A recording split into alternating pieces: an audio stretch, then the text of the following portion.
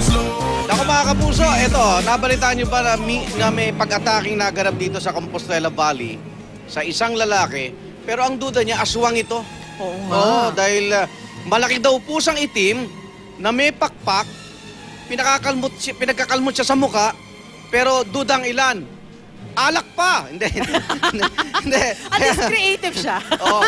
So ito, makasama natin si Dr. Lester Lopez, veterinarian mula sa UP Diliman. Doc, good morning! Yes, good morning, Doc. Okay, Doc, bakit nga ba yung mga hype na napagkakamalang aswang tulad na lang, syempre, yung black cat, yan, meron din tayo dyan sa kaliwa, yung paniki, at syempre, ahas, di mawala-wala yung ang sama ng tingin ng tao sa mga ganyan. Bakit nga ba? Parang nagkakatawang tao. Oo, nagsimula ito as myth. Yung takot ng tao, imagination ng tao. Siyempre, lalo na ng mga years ago na hindi pa natin napag-aaralan kung ano itong mga ito. So, yung takot ng tao na nakakita sila ng ganitong hayop, na-associate nila sa pangit ang itsura, na masama ang itsura, naiisip nila, na-imagine nila na baka evil siya. Especially may mga movies kasi na ganyan ang ginagamit, di ba? Tulad ng paniki, may pangil eh. So, ina-associate siya sa Dracula, di ba? At saka talaga hindi siya maganda. Pero sa tagal mo ng kahalubilo din itong mga hayop na ito, sa tingin mo ba itong like yung paniki, nagre-reklamo na rin sila dahil bakit sila laging inahalin tulad sa aswang? Misunderstood sila. Actually, madami dito sa mga animals natin dito, misunderstood.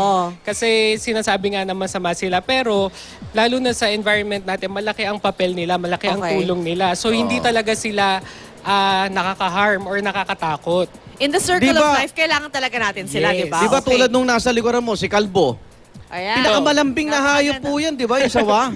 Mahilig mag-squeeze ng tao. Mahilig yumakap. Oo, pero syempre depende. I think it depends kung anong klaseng ahas. So, merong mga dangerous. venomous, merong mga tulad nito, python to, wala naman itong venom. Dok, ito namang black cat. Kasi mahalas ito tuwing Friday the 13th. Talagang iniiwasan siya eh. Pero ano bang karakter ng isang black cat? Talaga may dalang malas yan? Wala naman. Kulay lang talaga yon yung balahibo niya.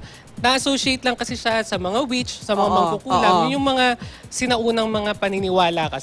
Yung paniniwala before is that yung mga witches nagiging cats. Yes. Diba? Nagiging black cat particularly, kaya masama ang tingin ng tao sa kanya. Pero wala naman, kung maiahan tulad mo siya doon sa mga regular na puting pusa, wala naman masama sa kanya. Okay. Dok, panigi, talaga man naninipsip to ng dugo? Dahil minsan may mga nakitang hayop, di ba, sa ibang bansa.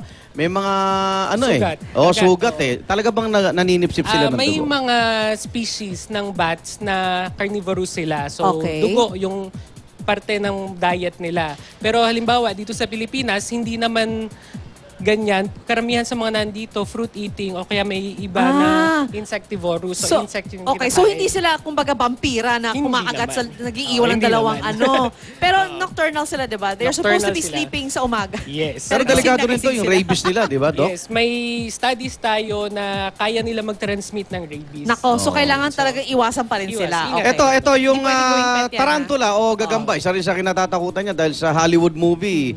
Pero ano karakter talaga nito? May lason ba to? Mayroon iba na may toxins sila.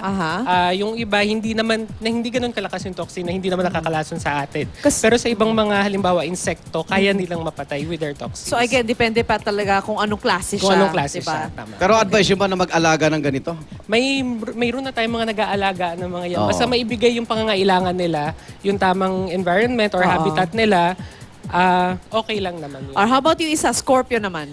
Yun. Ang zodiac sign ko yan. Ang Scorpion, ganun din. Mainit yan. Basta as long as naibibigay yung tamang needs nila, pagkain, so basically, same as tarantula. Yes. Pero you would not advise na alagaan siya sa bahay ng mga, especially mga bata. Diba? Dapat yung may mga yung mga taong in the know, kumbaga pinag-aralan talaga nila, inalam nila kung ano yung klaseng hayop ito, kung anong klaseng insekto, para yung danger din na maaring mangyari, alam din nila, maiwasan. Basta ingat lang. Hindi pwede basta-basta. Pero mas okay na ako dito sa mga totoong hayop kaysa sa mga peking tao. Totoo. Na kumakain ng peking rice. Wala lang. Maraming salamat. Oy, Doc, salamat po. Thank you din po. Alright, mga kapuso ngayon Dr. naman. Lopez, yan, ng UP. Showbiz na po tayo kay Quillar at Luar.